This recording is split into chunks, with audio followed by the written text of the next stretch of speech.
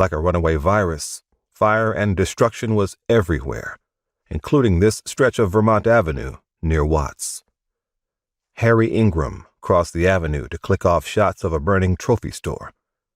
He wasn't worried about being hit by a car as there was little traffic except for fire and police vehicles. Plastic trophies melted on shelves in the display window. He focused on one in particular, the figure of a man on an orb triumphantly holding a bowling ball aloft.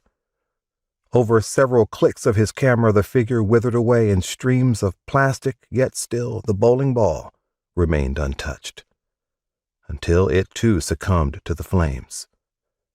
Ingram felt neither excited nor fearful, remaining stationary as rioters and police tore around him. If he had any sense, he reflected dimly, he should be awash in both emotions. Most of the other news people out here covering the events were white men from the white press. The Times and the Herald Examiner didn't have any Negro reporters. Now maybe one of these fellas might well get a brick upside their head from a participant, but were less likely to be jacked up by the law. Ingram realized either side might turn on him.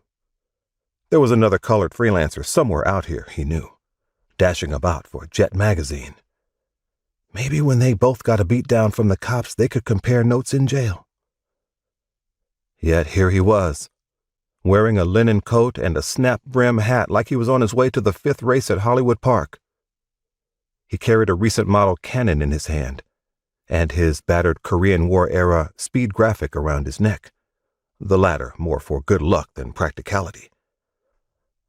Unlike the cannon, which used film rolls, the graphic had to be loaded one 4x5 film plate at a time. Though, like the old-timers before him, he could deftly remove one plate to load in another rapidly. To top it off, it was Friday the 13th. He almost chuckled. "Get the fuck out of here!" A cop yelled at him from his Plymouth Fury Prowler as he roared past. "This ain't a goddamn tourist outing." Ingram resisted yelling back that he wasn't sightseeing but moved along, though he wasn't leaving the area. A man and a woman rushed past, taking turns pushing a shopping cart filled with recently acquired goods, including a toaster oven.